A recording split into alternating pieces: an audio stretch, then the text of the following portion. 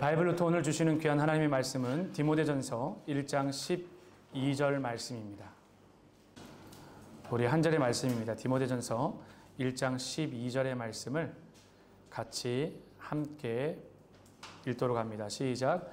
나를 능하게 하신 그리스도 예수 우리 주께 내가 감사함은 나를 충성되이 여겨 내게 직분을 맡기심이니. 아멘. 오늘 우리가 보신 그 하나님의 귀한 말씀은 우리에게 하나님이 베풀어 주시는 귀한 직분에 대한 이야기입니다. 사실 초대교회 역사의 과정을 거쳐서 교회 안에는 여러 많은 직분들이 생겨나기 시작을 합니다. 구약 시대에는 제사장과 레위인을 중심으로 한 예배를 돕는 손길들이 중심이었어요. 그러나 예수 그리스도가 이 땅에 오시고 그분의 공생의 기간이 끝이 나게 되어지면서 예수 그리스도가 십자가에 못 박혀 돌아가신 그 사건 이후에 교회들이 세워지며 교회들은 숫자가 점점 많아지기 시작을 합니다. 그럴 때 우리가 주목해야 할 교회 안에서의 직분들이 바울이 기록한 바울서신 13권에 그러니까 로마서, 고린도 전후서, 갈라디아서, 에베소, 빌립보, 골로새, 데살로니가 전후서에서 디모데 전후, 디도, 빌레몬까지 개인에게 보내는 서신도 있지만 교회를 향한 서신 안에 직분들이 굉장히 많이 생겨나기 시작을 해요. 그 대표적인 것이 바로 사도와 선지자와 복음을 전하는 자와 교사, 그리고 또 다른 곳에 등장하는 것이 장로. 그리고 이제 시간이 한참 지나서 우리가 잘 알고 있는 주 313년경에 컨스탄틴이 로마의 황제가 되어지면서 기독교가 정식으로 국교로 세워지기 시작하면서 이 초대교회는 급물살을 타기 시작을 합니다. 근데 이 초대교회가 급물살을 탈 때 사단은 그 기회를 가만히 지켜보고 있지는 않았습니다. 은혜가 있는 자리, 복음이 넓어지고 확장되어져 가는 그 자리에 어김없이 사단은 파고들기 시작을 했습니다. 그래서 교회 안에 다양한 직분의 자리가 하나님 경외함을 향하지 못하고 인간의 제도화되어져 있는 관리의 형태로 사단은 틈타기 시작을 했습니다. 그리고 예배의 제도를 만들 때도 사단은 가만히 지켜보고만 있지 않았습니다. 그 예배가 하나님을 향해 경외함의 예배가 되지 못하도록 인간에게 중심이 잡히고 인간이 중심이 되도록 하는 예배의 과정들을 만들어가기 시작을 합니다. 이런 과정들 속에서 초대교회는 점점 볼륨이 커져가기 시작을 했습니다. 이 땅에 살아가는 예수 믿은 모든 성도들은 똑같이 하나 성도라고 하는 자리로 갑니다. 저는 가끔 이런 생각을 해본 적이 있습니다. 하나님, 제가 목회자의 길을 걷다가 제가 공식적인 목회의 길을 다 마치고 나서 저는 성도로 내려가고 싶습니다. 성도가 되어져서 하나님 나라를 향해 함께 걷는 자가 되기 원합니다. 성도가 되어져 교회를 섬기고, 성도가 되어져 교사로 섬기고, 성도가 되어져 선교의 한 주축이 되어서 섬기고. 여러분들은 어떻게 생각을 하십니까? 여러분이 가지고 있는, 여러분이 경험되고 있는 이 직분이 여러분에게는 어떻게 받아들여지십니까? 어떤 사람은 이 직분이 무게가 너무 무거워 부담이 되어져서 힘겨워하는 사람도 있습니다.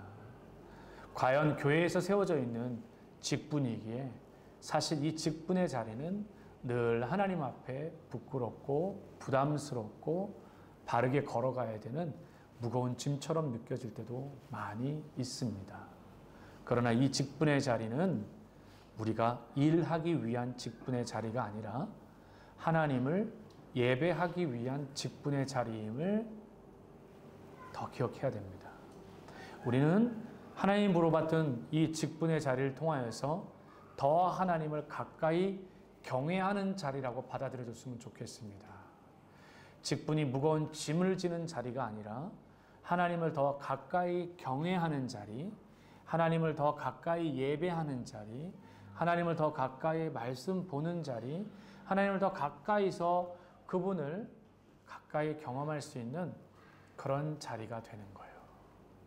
그렇게 받아들여진다면 이 직분의 자리는 단순히 무거움의 자리뿐만이 아니라 단순히 무거움을 넘어선 은혜의 자리, 하나님 더 가까이 머물 수 있는 자리로 받아들여집니다. 언젠가 한번 저희 딸이 태국 방콕의 무앙통타니에서 있는 한국 유명한 연예인이 온다 그래서 그들이 그렇게 가고 싶어하는 이렇게 아이돌이 온다 그래서 표를 사달라고 부탁을 받은 적이 있어요. 그때 제가 그 표를 사줄 때 보니까 가격이 이만큼 천차만별이더라고요. 그래서 진짜 비싼 자리는 엄청나게 비싸더라고요. 그래서 그 비싼 이유는 가까이서 더 가까이서 하나님을 보는 자리라고 한번 생각을 한번 해보십시오. 연예인 보듯이 그 마음을 갖고 우리가 대한다 그러면 만약 하나님께서 2024년 10월 오늘 6일 날 11시에 방콕 한인연합교회 내가 방문할게 라고 한다라면 강대상 위에 머물고 계신 그 하나님 자리 여러분 어디를 택하겠습니까? 문 밖에서 이렇게 보시겠습니까? 아니면 어디에서 보시겠습니까?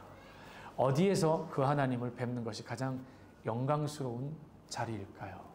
이렇게 말하면 대부분 하나님 가장 가까이요 라고 생각하는 사람들이 많을 거예요. 근데 그렇지 않습니다. 성도가 하나님을 가장 영광스럽게 만나는 자리는 하나님 바로 앞에서가 아니라 저마다 맡겨주신 사명의 그 자리에서 하나님을 만나는 것이 가장 영광스럽고 가장 값진 것이며 가장 은혜입니다. 그러므로 저는 여러분을 격려합니다. 오늘도 이 디모데전서 1장 12절의 말씀을 한번 깊이 들어와 보십시오. 나를 능하게 하신 그리스도 예수 우리 주께 내가 감사함은 나를 충성되이 여겨 내게 직분을 맡기심이니라고 말합니다. 하나님께서 우리를 능하게 하셨습니다. 쉽게 말하면 하나님이 내가 너를 강하게 했으니 마치 기드온을 부르면서 큰 용사여 라고 말해주는 것처럼 난 한없이 연약하고 한없이 부족하고 한없이 그렇게 연약한 가운데 있는데 그런 한없이 연약한 나를 하나님께서 강하게 하신다라는 겁니다. 이 얘기는 뭐예요? 처음부터 하나님께서 힘줘서 그 사명 감당하게 하겠다라는 겁니다. 그러니 너희는 마음으로 준비만 하라는 겁니다. 그래서 여러분 이 우리를 능하게 하시고 우리를 강하게 하신 그 하나님 앞에 감사하는 마음이 필요합니다. 연약한 나를 사용해 주셔서 감사합니다. 여러분 저는 완벽하지 않습니다. 저는 연약함 투성입니다. 저는 정말 연약함의 투성입니다. 부족함의 투성이고 한계를 너무 많이 가지고 있는 연약한 자입니다. 언젠가 한 분이 제가 교회 단톡방에 글을 올린 거 보며 문자가 왔어요. 목사님은 완벽하셔야 됩니다. 오타를 하시면 안 됩니다.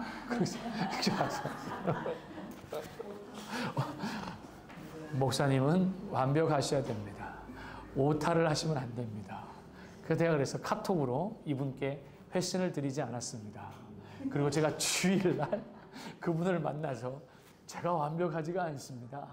맞춤법도 이렇게 틀리고 띄어쓰기도 틀리고 부족함이 많으니 기도해 주십시오. 그랬더니 그 권사님이 저에게 그래도 완벽해야 됩니다. 이렇게 하고 가셨어요. 그래서 제가 그래서 이 이야기를 들으면서 제 안에 그래서 이분이 너무 귀엽게 느껴지시는 거예요. 그래서 그분의 귀여움과 그분의 따뜻함과 전화를 끊을 때마다 늘 나에게 안녕 이렇게 하고 전화를 끊으시는 우리 안경자 권사님이 얼마나 너무나 이렇게 귀하고 그런지. 그러면서 저는 이렇게 생각을 합니다. 사람은 완벽하기를 바라죠. 그죠? 우리 각 부서에 있는 사역자들도 완벽하기를 원하잖아요. 근데 성도님들은 목회자의 실수를 통해서 은혜를 누린다고 언젠가 누군가가 얘기를 했습니다. 누군가가 제가 일부 예배를 인도하는데 사도신경을 까먹고 했는데 그런 모습이 은혜가 됐다고 얘기했습니다. 이게 정상이에요. 그러니까 이 마음을 통해서 우리가 교사의 직분을 감당할 때 완벽해야 하고 완전해야 되고 우리가 때로는 진짜 퍼펙트하게 준비되어지는 그런 모습 가운데 살아가는 우리의 모습을 통하여서 우리가 조금 깨어났으면 좋겠습니다. 완벽하면 하나님이 하실 일이 없습니다. 여러분, 완벽하면 하나님 하실 일이 없어요.